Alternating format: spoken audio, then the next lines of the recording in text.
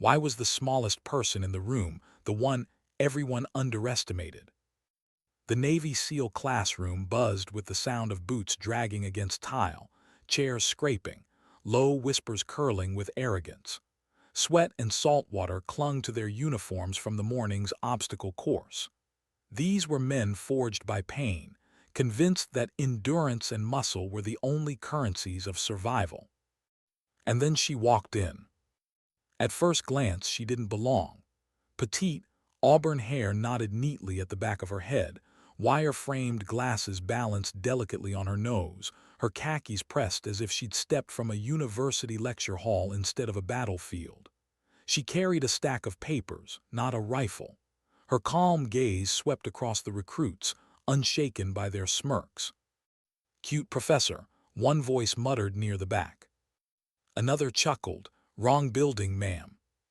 Even Merrick Davenport, towering at 6'4", broad-shouldered and already the class leader, folded his arms and sneered. His voice carried enough weight that others didn't need to speak. "We're here to fight, not sit through lectures." But no one knew what was coming.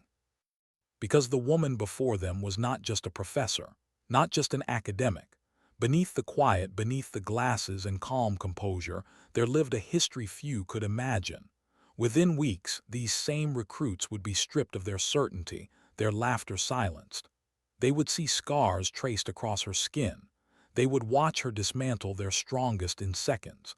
And one word would echo in their minds: Wraith. But for now, they laughed.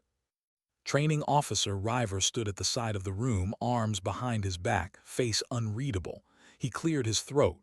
"Gentlemen, 4 hours each week. Asymmetric warfare theory. Dr. Elaine Thorne."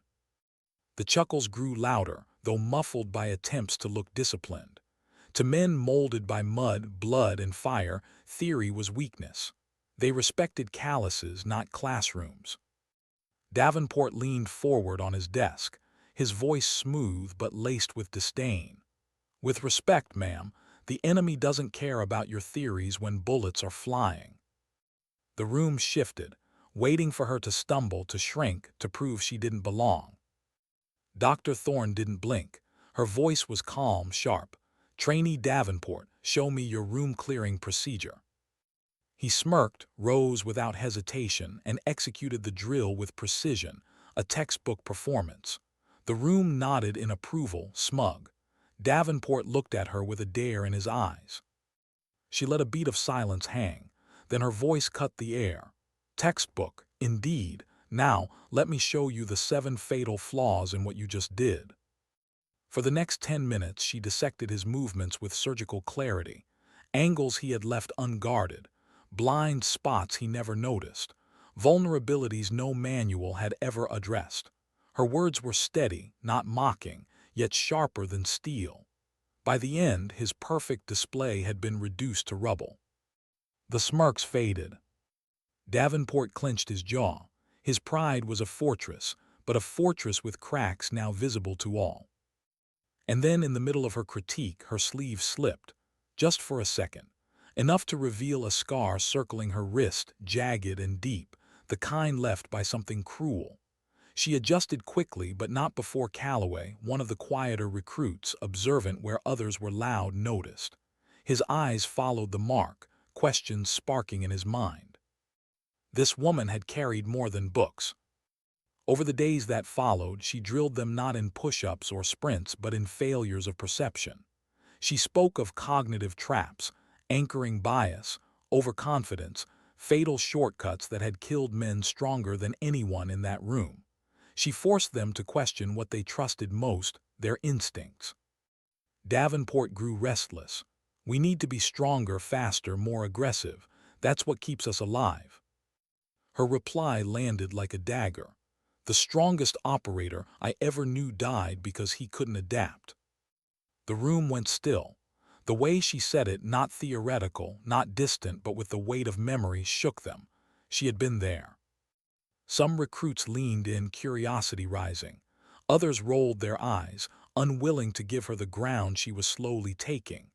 Davenport simmered, his jaw locked in defiance. The tipping point came during sensory manipulation drills. She introduced devices designed to disorient. Lights strobing, sound distortions, illusions meant to fracture attention. Within minutes, men who prided themselves on strength stumbled like rookies, reaching for walls that weren't there. "This isn't training," Davenport muttered, his voice loud enough for all to hear. Her eyes hardened. Ramadi 2012, 3 operators dead. Insurgents used these very tactics. Physical strength couldn't save them, training like this would have. The silence that followed was heavier than steel. By the 3rd week, resentment thickened. Someone scrawled a cruel caricature of her on the whiteboard, a frail professor being carried off by real soldiers. She erased it without flinching, her composure a shield they couldn't pierce. But Calloway, always watching, approached her quietly before class. His voice was low, uncertain. "Ma'am, I wanted to apologize. Not everyone thinks this is a joke. Some of us see value, but Davenport, he runs the room." She gave him a faint smile, a quiet confidence in her reply. "Until he doesn't." That day she divided them into teams for sensory drills. The outcome was humiliating. Even Davenport's team stumbled in defeat. As they gathered, breathless and angry, she spoke with steady precision. "This was designed to fail. Your bodies are strong, but your minds, untrained. That changes now." Davenport's patience snapped. "This is a waste of time." Her eyes locked onto his, steel hidden behind glass. "In Kandahar, I watched a man die because he thought exactly like you. His muscles couldn't save him. His mind could have." The room froze. One word lingered: watched. She hadn't read it, she hadn't studied it, she had seen it. And for the first time, doubt cracked Davenport's armor. The classroom felt like a battlefield, though no shots were fired. Pride was the enemy. Silence was the gunfire, and every lesson cut deeper than a blade. By the 3rd week's end, something was shifting. She stood before them, dissecting tactical simulations, her voice calm yet weighted with truths only experience could provide. Davenport tried again to push back. "With all due respect, ma'am, this isn't something you learn from books. These tactics were tested by real operators in combat." Her marker clicked against the whiteboard. Her reply was exact, haunting. "The Alisgari district's upper floors create crossfire zones. 7 seconds after breaching the way you suggested, your team would be dead. I know because I've seen it." The recruits shifted uncomfortably. Too specific, too raw, and Calloway noticed the subtle way her hand touched her side when she spoke of chest wounds, a gesture too personal for theory. Then she described the sensory distortion of a first kill. The way time slows, sounds warp, colors sharpen until they burn. Her words were clinical, but beneath them lived weight, the weight of someone who had carried it. Davenport's restraint shattered. He shot up from his chair. "How would you know what it feels like to take a life?" The air cracked, the classroom froze. She didn't flinch. Her tone remained steady. "Page 94 in your reading covers neurological combat stress. Let's continue." Her refusal to rise to his bait only deepened his anger. That night Davenport stayed behind. His massive frame towered over her desk. His voice was sharp, low, dangerous. "I think it's time we stop pretending. You're teaching warfare to men who will actually fight.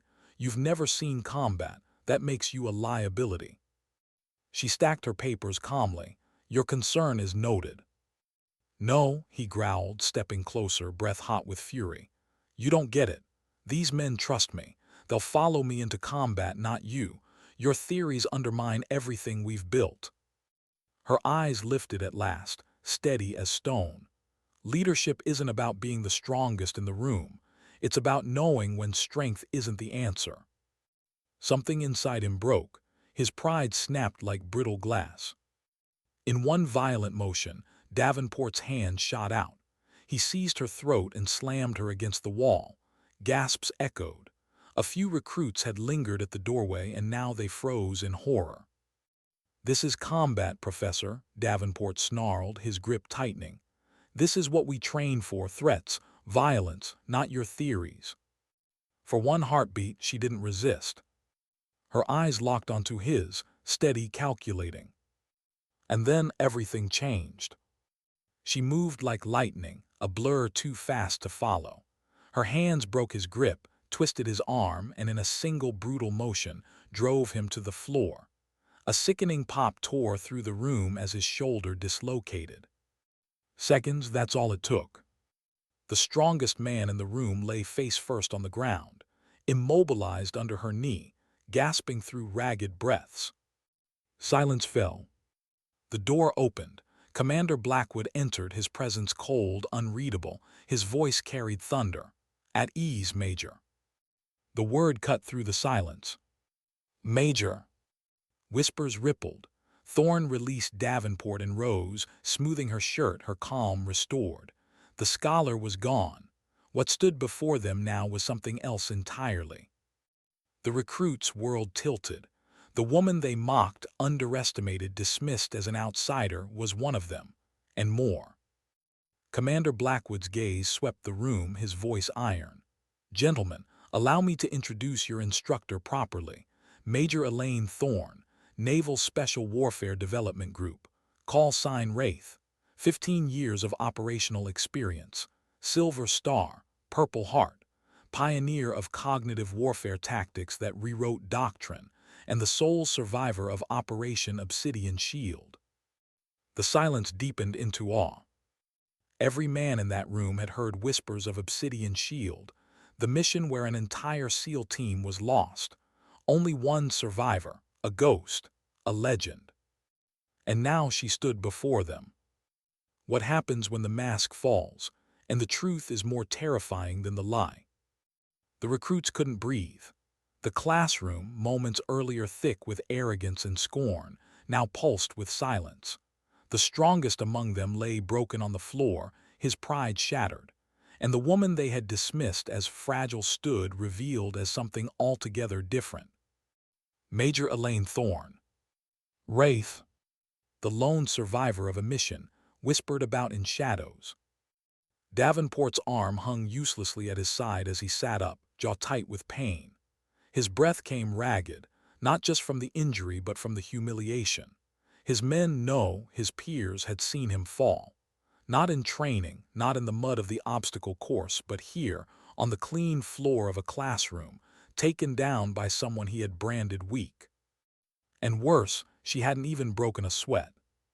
Commander Blackwood's voice carried weight that pressed into their bones.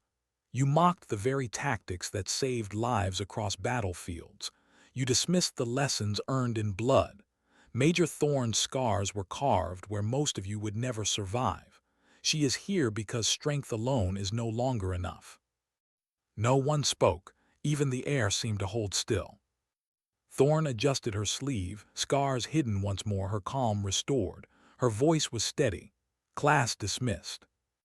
The recruits filed out in silence, heads lowered. They had mocked her, they had doubted her, and now every laugh, every whispered insult echoed like a sin. Davenport lingered in the corner, his eyes downcast, his pride leaking from him like blood. Calloway's gaze followed Thorne as she gathered her papers. The scars, the composure, the certainty. Suddenly, it all made sense. She wasn't a visitor from outside their world. She was forged by it. The next morning, the classroom was empty save for Commander Blackwood and Thorne. "Training suspended for 24 hours, Blackwood said flatly. "The men need time to process, and Davenport, under review. Assaulting an instructor, his career may be over." Thorne's eyes softened, though her voice remained calm. He acted on assumptions. Dangerous, yes, but they were rooted in something genuine. Loyalty. Sometimes pain is the only teacher. Blackwood studied her. You could have neutralized him without injury. She didn't flinch. Yes, but he needed to feel the cost of arrogance. That evening she found Davenport in the medical bay. His shoulder strapped tightly, his posture slumped. He didn't look at her when she entered. "They're separating me," he muttered, voice rough. "Assaulting an instructor, I'm finished." She studied him for a long moment, her silence heavy, deliberate. Finally she spoke. "Is that what you want?" His head lifted, startled.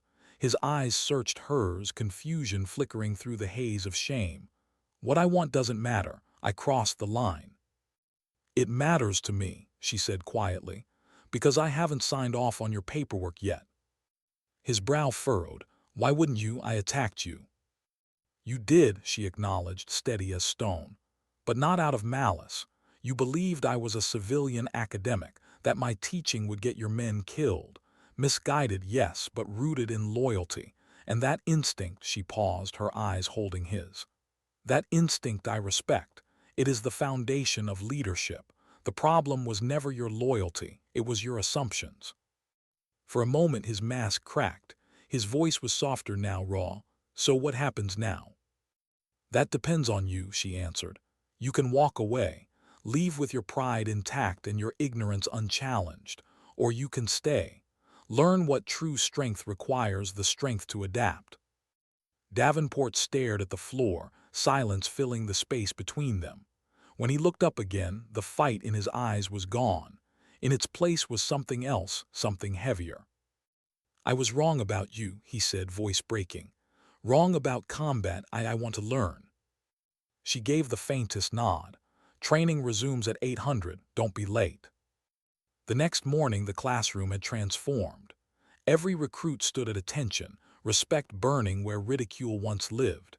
Even Davenport, arm bound tightly in a sling, stood tall, chin lifted, his eyes clear.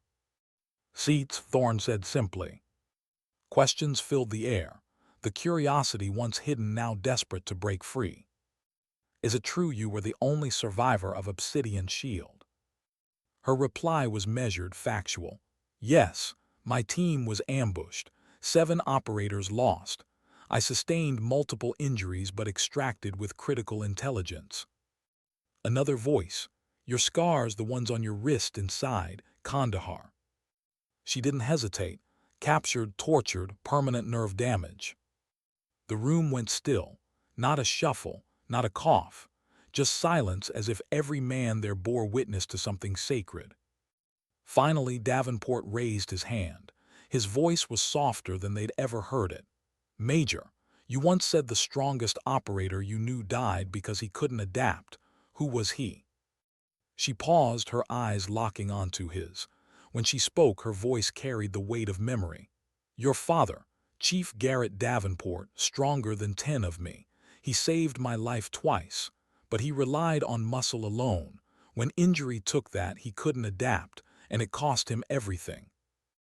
The air turned to stone. Davenport's face drained of color. His lips parted, but no words came.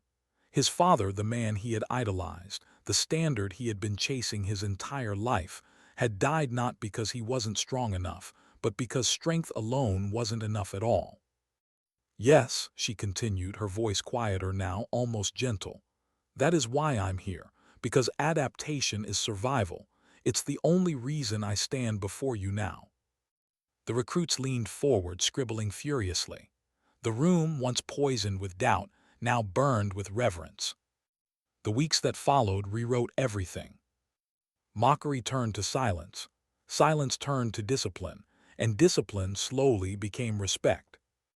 Where once they laughed, now they leaned forward, pens scratching across paper, hanging on every word. Thorne's lectures weren't abstract anymore. Every scar she revealed, every story she dissected, carried blood, sweat, survival. For Davenport, the transformation was sharper, deeper. Once the loudest voice of resistance, now he listened with intensity, jaw tight as he absorbed each lesson. He volunteered despite the pain in his injured arm. He admitted when he didn't understand. He nodded when she reminded them that strength without thought was weakness. And the others noticed. If the strongest among them could bow his pride, then so could they. Slowly the balance shifted. Training drills grew harder, sharper. No longer simple tests of endurance, but layered traps of deception. Obstacle courses in pitch darkness. Tactical missions with broken radios, missing weapons, time limits stacked against them. Every exercise ended not with barks of humiliation, but with Thorne's quiet, piercing voice. Physical advantage means nothing if your mind collapses under uncertainty. They fought while blindfolded. They fought disoriented. They fought when exhaustion drained every ounce of muscle, and each time she stripped away their reliance on brute force. One night, Commander Blackwood observed silently from the shadows. Thorne's voice rang across the course. "You've lost your primary weapon. You've taken a hit to your dominant arm. Hostiles approaching your 3 o'clock. 2 civilians in your care. What do you do?" Recruits stumbled, faltered, grasped at answers, improvised poorly. Then she turned to Davenport. His answer came without hesitation. "Use misdirection, exploit terrain, apply psychological pressure, draw them into overconfidence, then strike. No brute force, just perception." Thorne nodded, faint approval in her eyes. "Excellent, you've learned to weaponize the mind." Blackwood's face softened. He knew what he was seeing, not just training, transformation. And for Thorne, something deeper stirred. Pride, yes, but also something heavier, memory. She saw in Davenport not just a recruit but the shadow of his father, a man she had loved like a brother, a man she had watched die because he could not bend. Her voice caught for half a second before she continued. Because sometimes teaching wasn't about survival for the student. It was about redemption for the teacher. What changes a man more, a wound to the body or a wound to the pride? Weeks into the program, the recruits began to realize that this wasn't training in the way they had known it. It wasn't about breaking bones and building calluses. It was about breaking certainty and building something harder, sharper. They moved through the compound differently now.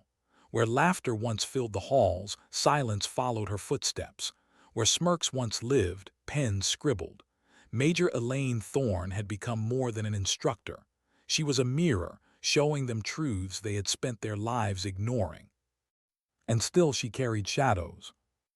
At night, long after the recruits were dismissed, she lingered in the training bay. Alone. A single overhead light hummed above her as she traced the scar along her wrist, fingers brushing the memory carved there. Kandahar, rope, blood, pain she could still feel when the air grew too still. But she never let them see. By day she was composed, sharp, untouchable. By night she was human, haunted. Davenport, shoulder still bound, began to notice the cracks. The way she touched her side when she thought no one was watching. The way her gaze drifted when silence stretched too long. He never asked. Not yet. But the questions grew inside him like fire. The training grew more brutal. One afternoon, Thorne gathered them in the obstacle yard. No blindfolds this time. No illusions, just a command. Your mission: rescue hostages, neutralize threats, extract under fire. 6 hours. No breaks. You succeed together or you fail together. The recruits braced themselves, but what followed wasn't combat. It was chaos. Radios failed within minutes. Ammunition went missing. One team's leader was killed by role players halfway through, forcing them to adapt mid-stride. Obstacle courses shifted without warning. Civilian actors screamed, begged, wept in their arms as simulated explosions rattled the ground. It wasn't about shooting straight. It was about keeping their minds from breaking. And one by one, they began to understand. Calloway, once quiet, found his voice under pressure, shouting clear commands that steadied his team. Fallen, once impulsive, learned to step back and wait, to see what others missed. Even Davenport, stripped of his ability to dominate physically, yielded command when his injury slowed him, passing the mantle without hesitation. For the first time, the recruits operated like more than a pack of strong bodies. They operated like thinkers, like survivors. By the end, sweat poured from every man. Dirt streaked their uniforms. Muscles trembled with exhaustion. And yet, when Thorne gathered them, there was a glint in their eyes, a glint of understanding. "You see now," she said softly, her voice steady despite their ragged breathing. "Strength is a resource, but the mind is the weapon.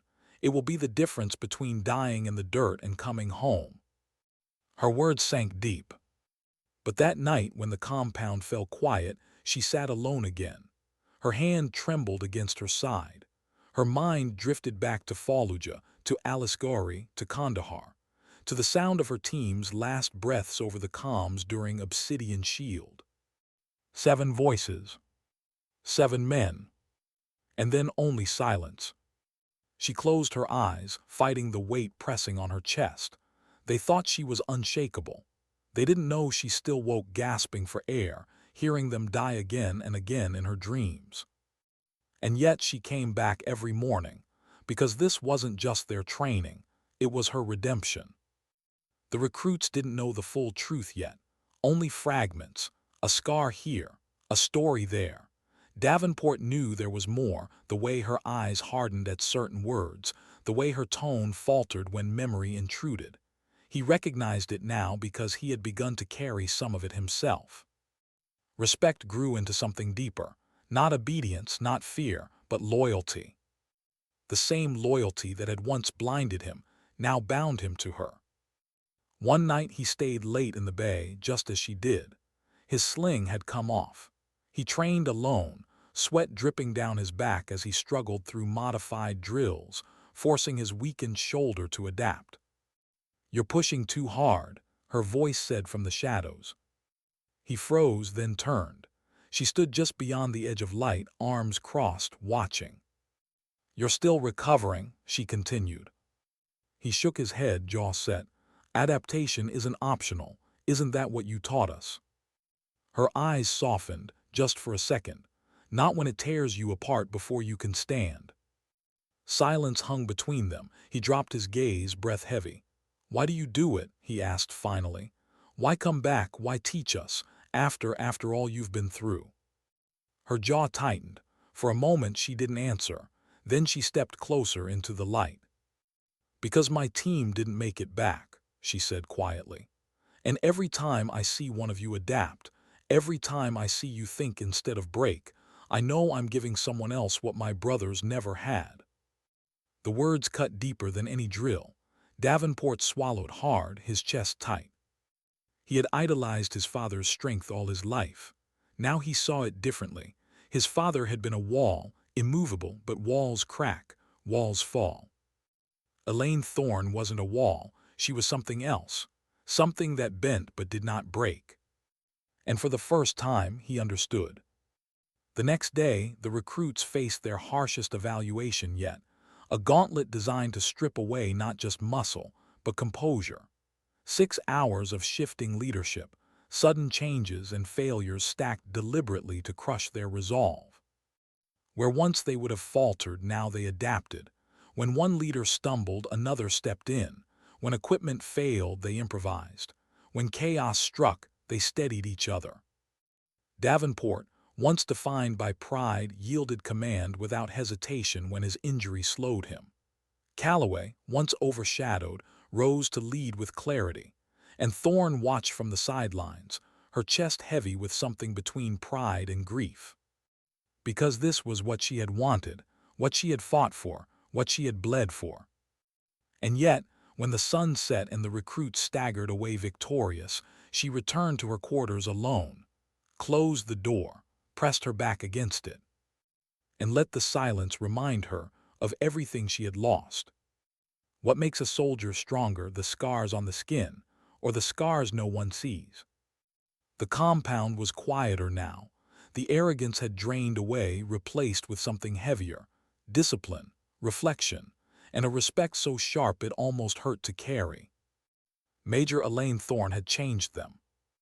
Commander Blackwood stood at the back of the training field one evening, his arms crossed, watching as the recruits moved through a night drill. Floodlights cut through mist rising off the ground. The men were exhausted, but their movements carried a rhythm he had never seen before, not just physical, but mental. They flowed, adapted, shifted leadership without ego, improvised when gear failed, covered one another without hesitation. Blackwood didn't need a report to know what he was seeing. These men were sharper than any class before them, less reckless, more dangerous. Because they were thinking. He found her later, standing alone near the edge of the course, eyes following the recruits as they disappeared into the barracks. "You've done something here," he said quietly. Thorne didn't look at him. "They're learning to adapt, to survive." "No," he said, shaking his head. "It's more than that. You've changed their future. Lower casualty projections, higher mission success rates. Your methods work. Even Davenport, he's not the same man who walked into this room 6 weeks ago." Her gaze stayed fixed on the dark horizon. "Pain changes men. He's learning to carry it differently." Blackwood studied her, the hard lines of her face softened by the shadows. He had known her long before this program. Known the soldier. Known the survivor. Known the legend that others whispered about. But standing here now, watching her eyes drift somewhere far away, he realized he didn't know the whole truth. "You still carry them, don't you?" he asked. Her breath caught, though she didn't turn. "Every night." Obsidian shield. The name alone was a weight. Most men only knew fragments, rumors pieced together from whispers, but Blackwood had seen the classified reports. He knew what she had endured, what she had lost. She finally looked at him, eyes steady but glassed with something he rarely saw in her. "7 men, my brothers, they didn't come home, and every scar on me is a reminder that I did." Silence stretched between them, heavy, unbreakable. Then she turned away, her voice colder now, back to the major they all knew. "This program isn't about me. It's about them. If they survive what my team didn't, then the wait is worth it." Blackwood didn't push. He knew her well enough to recognize when the wall was back up, but inside he understood something. She wasn't just training them. She was atoning. The days that followed pressed the recruits harder. She stripped them of weapons mid-drill, forcing them to fight with their environment. She split units, forcing rivalries to either fracture or fuse. She simulated injuries, making them carry each other through mud and fire. At every step she demanded not strength but adaptability, not dominance but survival.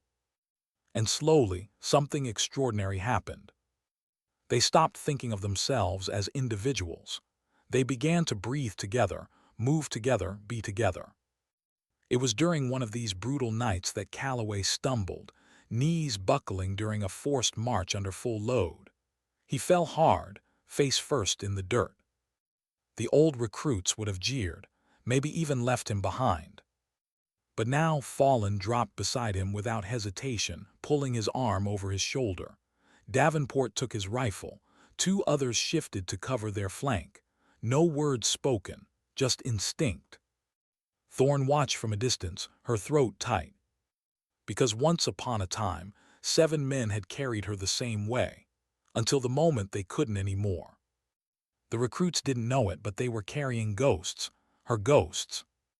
Later that week, during a rare break, Davenport found himself walking beside her near the docks. The night air was heavy with salt. The sound of waves lapping against the pier filled the silence between them. He glanced at her, then back at the water. "You said my father saved your life, twice. What happened?" She didn't answer immediately. The scars on her wrist burned with memory. Finally, she said, "Your father was stronger than anyone I've ever known. He shielded me during a mortar strike, dragged me out when I couldn't move. Later, during a raid, he took fire meant for me. Twice, he gave me a chance to keep going." Davenport's chest tightened. He had spent his whole life chasing the ghost of his father, and here was the woman who had stood beside him at the end. "But strength was all he had," Thorne continued. Her voice was steady, but her eyes glistened. "When it failed him, he couldn't adapt. That's why I teach you the way I do, because strength alone dies in the dirt. Adaptation lives." Davenport swallowed hard, fighting the lump in his throat. For years, he had carried pride in his father like a shield. Now he carried something else, understanding. The recruits began to mirror his change. They saw his humility, his willingness to yield, his hunger to learn.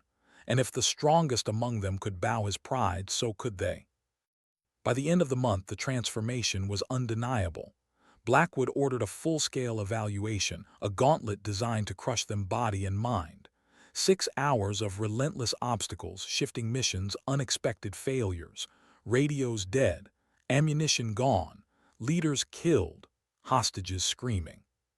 The kind of chaos that had destroyed her team. But this time they adapted. When Davenport faltered climbing with his weakened shoulder, he passed command without ego. When Calloway froze under sensory disorientation, Fallon took over, steady and sharp. They rotated leadership like a living organism, each man carrying the weight when another fell. For the first time, Thorne saw something she had thought impossible, a unit moving as if guided not by strength, but by thought, not by pride, but by resilience. When they stumbled out of the gauntlet, drenched in sweat, mud caking their uniforms, she gathered them. "Today you proved it," she said softly, her voice carrying across the silence. "That strength without thought is wasted. That leadership is not dominance but adaptability. Remember this when your body fails. Remember this when the enemy thinks he can break you. Your mind is the weapon that will bring you home." Their eyes followed her, burning with respect. Not the kind born of fear, but the kind forged in trust. Commander Blackwood stepped forward then, his voice firm. "This program will be a permanent addition to SEAL training. You are the first class to complete it, and you will not be the last." The recruits exchanged glances, pride, relief, and something else, honor. Thorne said nothing. She didn't need to. That night, as they celebrated quietly in the barracks, she walked alone along the shoreline. The moon painted silver trails across the waves. She carried no weapon, no papers, nothing but the weight she always carried. 7 voices whispered in her memory, 7 faces lost in dust and fire. She pressed her hand to her chest, eyes closing against the sting. And for the first time in years, she let herself believe that maybe, just maybe, their deaths had not been in vain. Because tonight she had seen life where once there had only been loss. What is heavier, the weight of command, or the silence that follows failure? The recruits had begun to carry themselves differently, not with swagger, not with arrogance, but with a quiet steadiness. The compound that once echoed with laughter and bravado now pulsed with discipline. They moved as if each step meant something. And Major Elaine Thorne felt it. But so too did she feel the shadows pressing closer. Every night the ghosts returned. She saw them when she closed her eyes, 7 men falling one by one. She heard the clipped comms, the screams cut short, the silence that followed, and always she was left standing, alone. She told herself this program was about them, about Calloway, about Fallon, about Davenport and the rest. But deep inside, she knew it was also about her, about redemption, about proving, if only to herself, that what her team had lost would not be wasted. Commander Blackwood sensed it too. He watched her from a distance, recognizing the flickers of pain she hid beneath her control. He never pushed, never asked, but his silence carried understanding. The recruits were nearing the end of their program, and with that came the final evaluation.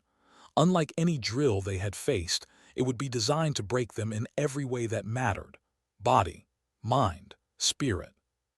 They didn't know it yet, but she did. One evening, as the sun sank over the water, she gathered them outside. The sea breeze whipped through their uniforms, carrying the scent of salt and steel. Her voice cut through the wind, calm but heavy. "You've learned to adapt, to think, to survive when strength alone fails you, but there's one lesson left." They leaned in, silent. "Resilience is not tested when you're strong," she continued. "It's tested when you're broken, when the plan fails, when your body gives out, when everything you thought you could count on disappears. That is when you'll know if you can endure." Davenport's gaze never left her. His sling was gone now, though the shoulder still pulled tight with pain. He carried it differently, not as a weakness, but as proof that he had adapted. That night he found her again in the training bay. Alone, as always. She was reassembling a sidearm, hands steady, movements almost mechanical. "Major," he said quietly. She didn't look up. "You should be resting." "I can't," he admitted. His voice was low, uncertain. "I keep thinking about my father, about what you said." Her hands paused for just a fraction of a second.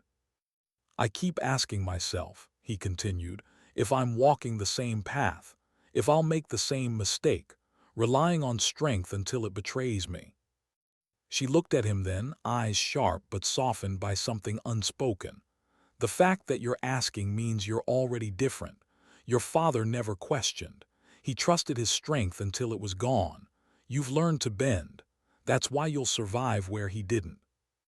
The words hit him harder than any drill. For years, he had lived in his father's shadow, chasing his image. Now, for the first time, he saw a path beyond it. Silence lingered between them. Then he asked the question that had burned in him for weeks. "Why do you keep doing this? Why not walk away? You've given enough." Her eyes drifted past him into the dark. "Because walking away means their voices die with me, and I refuse to let that happen." The recruits never heard those words, but Davenport carried them like a secret, fueling every step he took in the days that followed. When the final evaluation arrived, the recruits stood ready, or so they thought. The exercise began in darkness. They were woken in the middle of the night, thrown into trucks, driven blindfolded to a location miles away. When the hoods were pulled from their heads, they found themselves in a mock urban battlefield, shattered walls, broken cars, gunfire echoing from speakers hidden in the ruins. Their mission, 6 hours of sustained operations. Rescue hostages, neutralize threats, extract under relentless pressure. But Thorne had designed more than a mission. She had designed chaos. Within minutes, radios went dead. Ammunition caches vanished. Their designated leader was killed in an ambush, leaving them fractured. Simulated IEDs tore holes in their plan. Civilians screamed for help in languages they didn't understand. It was Obsidian Shield reborn, not to punish them, but to force them to survive where her team had not. From the sidelines, Thorne watched, her face unreadable. Her heart, however, beat like war drums in her chest. Every twist of the scenario dragged her back into memory. Every blast echoed the voices she had lost. The recruits stumbled, faltered. For a moment it seemed they would fracture. But then something changed. Davenport stepped forward, not with dominance but with calm. "Rotate leadership. Calloway, you take point. Fallen, manage flank. We move as one." They listened, adapted, shifted like water. When one man stumbled, another steadied him. When a trap closed, they found another path. When civilians cried, they shielded them first, even under fire. Thorne's breath caught. She saw it with her own eyes. They weren't surviving by strength alone. They were surviving by thought, by adaptation. By the lesson her brothers had never lived long enough to learn. The 6 hours ended in exhaustion. The recruits staggered into the clearing, faces streaked with dirt, uniforms torn, muscles trembling. But their eyes burned with something fierce, something alive. Thorne stepped forward. Her voice was quiet, but it cut through the silence. "Today you proved that strength alone dies in the dirt. You adapted. You endured. You carried each other when you couldn't carry yourselves. That is resilience. That is survival." The recruits didn't cheer. They didn't smile. They simply stood taller, the weight of her words sinking deep into their bones. Commander Blackwood announced the results days later. The program was a success. Injury rates down, success rates up. A permanent addition to SEAL training. The recruits had made history. But for Thorne, it wasn't numbers that mattered. It was the sight of Davenport passing command without ego. It was Calloway steadying Fallen when he faltered. It was the silence, the unspoken bond they carried now, a bond she recognized. The bond her brothers had carried once. And yet that night, alone in her quarters, she felt the familiar pull of memory. 7 voices, 7 men, 7 ghosts. Her chest ached as she whispered into the silence, "I did it, for you, for all of you." But even as the words left her lips, the question lingered. Had she done enough? Or would the ghosts always follow? What is harder, teaching others to survive, or believing you deserve to live? The compound had shifted again. Training was almost over. Graduation loomed like a horizon they could see but hadn't yet reached. For the recruits, it was pride tempered by exhaustion. For Major Elaine Thorne, it was something heavier. Every step closer to their success was a step closer to her reckoning. Because once they left, her mission would be over, and she would be left alone again with the ghosts. The recruits didn't know this. They saw her as unshakable, their guide through fire. But at night, behind closed doors, she sat at her desk with the lights off, fingers tracing the edge of her scars, whispering names no one else remembered. 7 men, 7 lives she carried like lead in her chest. And now, for the first time, she wondered if training these recruits was enough to silence the voices, or if she was destined to carry them forever. The men, meanwhile, had been forged into something unrecognizable. Calloway was no longer the quiet shadow in the back. He gave orders with clarity, his voice steady even under pressure. Fallen had learned patience, waiting for the moment that mattered most. And Davenport, once the loudest, once the strongest, had become something different entirely. He was no longer defined by muscle, no longer chasing his father's ghost. He carried himself with a humility that steadied the others. They followed him not out of fear, but out of trust. It was his transformation that struck her hardest, because in him she saw what Garrett Davenport had never become, and maybe, in some quiet way, what he could have been. The final weeks of training were filled with rehearsals for scenarios that blurred the line between simulation and reality. Thorne stripped them of weapons mid-drill, forcing them to improvise with what they could find: rocks, sticks, terrain. She ordered sudden changes of leadership mid-mission, forcing them to adapt in seconds. She built chaos into every corner until they stopped expecting stability altogether. And through it all they adapted. One night, after a particularly brutal exercise where half the unit had been injured and carried across miles of rough ground, Thorne gathered them by the shoreline. The moonlight rippled across the water, their faces pale with exhaustion but bright with something else: pride. "You've learned what most never do," she said softly. "That strength without thought collapses. That pride without humility kills. You've endured what would have broken you weeks ago. But remember this, it's not about proving yourselves here. It's about carrying this into the field, where lives, not scores, hang in the balance." Her words weren't loud. They didn't need to be. And yet later that night, alone by the water, Davenport found her again. "You ever think about leaving?" he asked quietly. Her eyes stayed fixed on the horizon. "Every day." "Then why don't you?" She took a long breath. "Because I'm still paying a debt." His brow furrowed. "To who?" Her voice dropped to almost a whisper. "To the ones who didn't make it back." The silence stretched between them, filled only by the sound of waves. Finally, he spoke again. "You've already paid it. Every one of us were proof of that. You gave us what your team never had." Her throat tightened. She turned her gaze to him, seeing the conviction in his eyes. He wasn't saying it to flatter her. He believed it, and part of her wanted to believe it too. But the past doesn't loosen its grip so easily. The day of their final assessment arrived with storm clouds gathering overhead. Rain lashed the compound, wind tearing across the training grounds. The recruits lined up in silence, soaked but steady. Blackwood addressed them first, his voice carrying through the storm. "Today is not about passing or failing. Today is about proving you can carry what you've learned into chaos, because chaos doesn't wait for you to be ready." Then Thorne stepped forward, rain dripping from her hair, her glasses fogged but her voice steady. "You will face 6 hours of continuous operations: hostage rescue, tactical withdrawal, civilian protection, equipment failures, leadership rotations. Everything we've drilled stripped of predictability. Adaptation is survival, nothing less will do." The recruits nodded, jaws set. The test began. From the sidelines, Thorne and Blackwood watched as the recruits moved into the storm. Rain turned dirt into mud, blinding sheets of water drowning their radios. Civilians screamed through the chaos. Explosions shook the ground. And still they moved as one. When Calloway faltered, Fallon steadied him. When Davenport's shoulder gave out during a climb, another took his load. They rotated leadership without hesitation, shifting roles like water filling cracks. Thorne's chest tightened as she watched.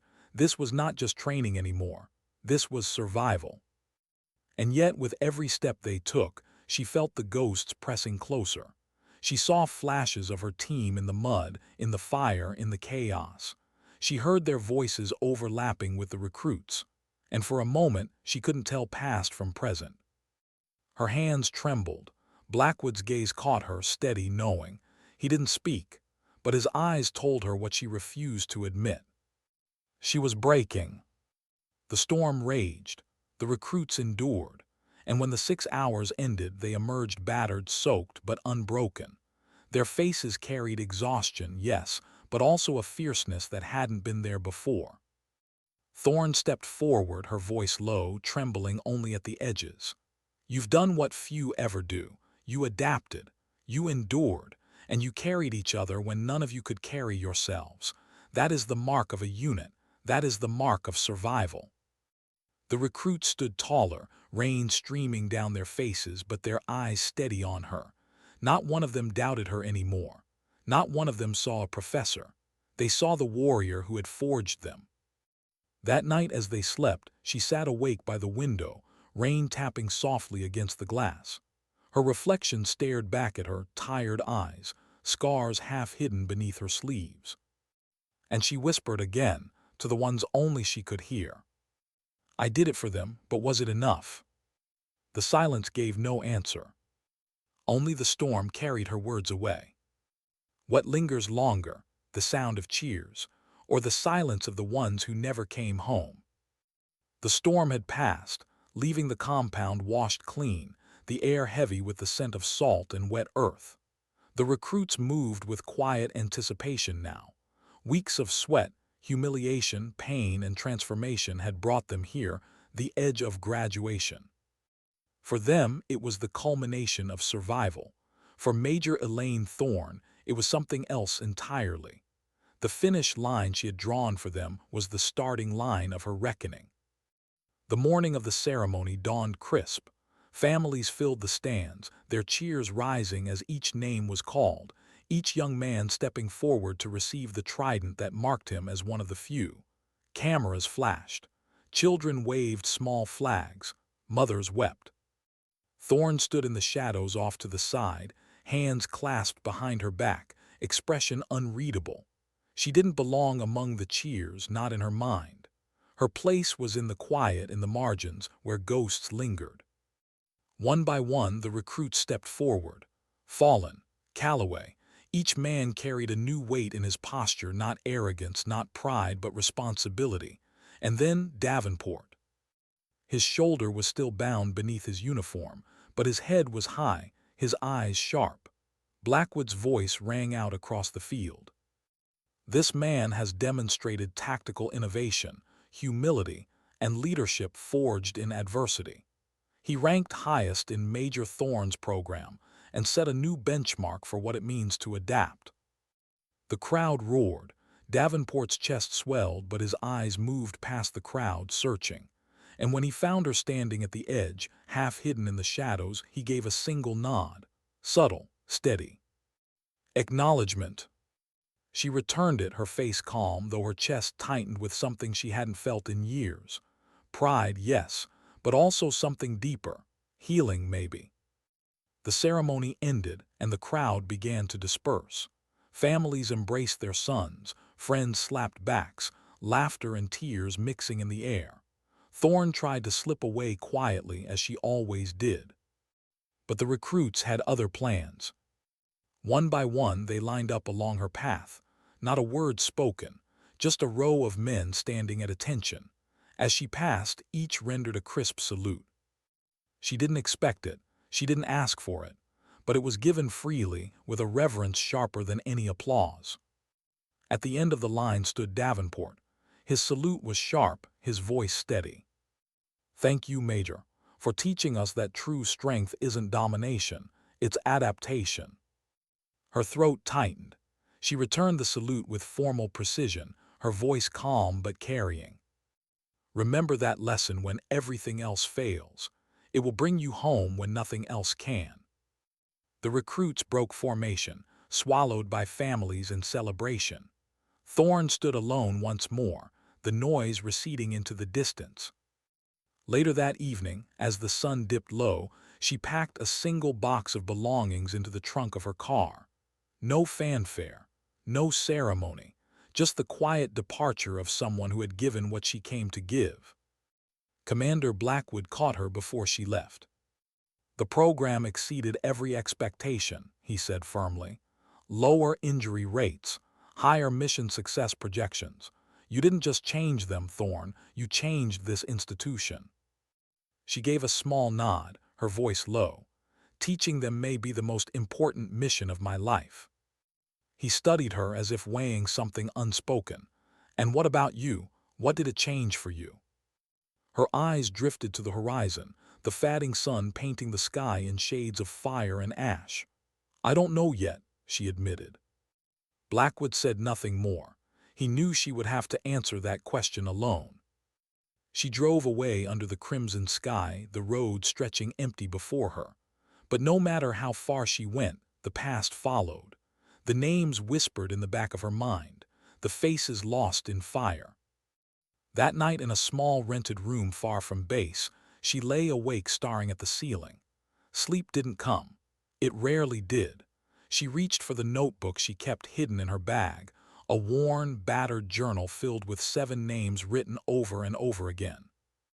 Her brothers. She traced each name with her finger, whispering them into the silence. She had done this every night since Obsidian Shield, a ritual of memory, a ritual of guilt. But tonight felt different. Because for the first time when she closed her eyes, she didn't just see them dying. She saw Calloway catching Fallen when he stumbled. She saw Davenport yielding command. She saw recruits saluting her, not out of obligation, but out of respect. And she wondered, maybe those ghosts weren't asking her to carry them anymore. Maybe they were asking her to pass them on. She whispered into the stillness, "I carried you, now they will too." Her hand stilled on the page. For the first time in years, she felt something lift. Not gone, not forgotten, but lighter. Because maybe survival wasn't about leaving the past behind. Maybe it was about teaching others how not to repeat it. What lasts longer, the battle fought in the field, or the one fought inside the mind? Weeks had passed since graduation. The compound no longer echoed with the recruits' footsteps. Their voices carried now into places where real bullets flew, where survival depended not on textbooks, but on everything she had given them. Major Elaine Thorne lived in the quiet. She rented a small place on the outskirts of a coastal town. A one-bedroom apartment with bare walls, a desk pressed against the window, and the sound of waves rolling in at night. On the surface, her days were simple. She ran at dawn, the ocean air filling her lungs.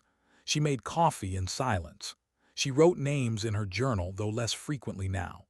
The scars were still there, the ghost still whispered, but the weight had shifted. She had carried her team alone for years. Now, for the first time, she had handed that burden to others. One evening, as the sun bled into the horizon, she received a letter. The paper was creased, the handwriting rough, uneven. It was from Davenport. "Major, we deployed last week. The mission was chaos. Radios failed, civilians panicked. Leadership rotated 3 times. It was everything you warned us about, and we adapted. We didn't break. Not one man lost. I thought you should know your lessons carried us through. My father would be proud. I know I am. Davenport." She folded the letter, her hands trembling slightly, her eyes burning. For years she had questioned if what she carried could ever mean anything beyond her own guilt. And now, here was proof. Not numbers in a report, not a commendation from Blackwood, a life saved, lives carried forward. That night she walked down to the shoreline. The waves crashed against the rocks, the air sharp with salt. She stood there with the letter in her pocket, the wind tugging at her hair. For the first time in years, she whispered their names not in grief, but in gratitude. Because through her, through those recruits, they lived on. Across the world, those men she had trained carried her lessons into fire. Some would stumble, some would rise, some would survive because she had taught them to bend instead of break. And though she couldn't be there to see it, she knew it in her bones. Her redemption was not in forgetting, it was in passing it on. Weeks later, Blackwood came to see her. He found her sitting at a small cafe overlooking the harbor, a notebook open beside her coffee. "You disappeared," he said, sliding into the chair across from her. "I wasn't needed anymore," she replied softly. "That's where you're wrong." He leaned forward, eyes steady. "They'll need you again, not the institution, not the Navy, the men, the ones who survive because of what you carry. You don't get to walk away from that." She didn't argue, she didn't promise either. She simply met his gaze, calm but firm. "I'll answer when the time is right." He nodded, he knew better than to push. As he left, she turned her gaze back to the harbor. Children played along the docks, their laughter carried by the wind. For once, the sound didn't ache. It steadied her. That night, she wrote one last entry in her journal. "Obsidian shield, 7 lost, 1 survived. For years, I thought survival was the curse, that living when they didn't mean I had failed. But now I see it differently. Survival is not the end. Survival is the bridge. What I carry isn't for me to keep. It's for me to give." She closed the book, and for the first time since the desert, she didn't feel the need to open it again. Because survival, she realized, wasn't silence. It was teaching others to hear what silence never said. The next morning, she laced her boots, tied her hair back, and stepped outside into the rising sun. She didn't know what came next, another class, another mission, or maybe just another day on the shoreline. But she knew this. She was no longer running from ghosts. She was walking with them. And in every soldier she trained, in every life they carried forward, those ghosts were no longer just shadows. They were legacy. Because strength was never the weapon. Adaptation was. And dignity never raised its voice, never demanded recognition. It simply acted,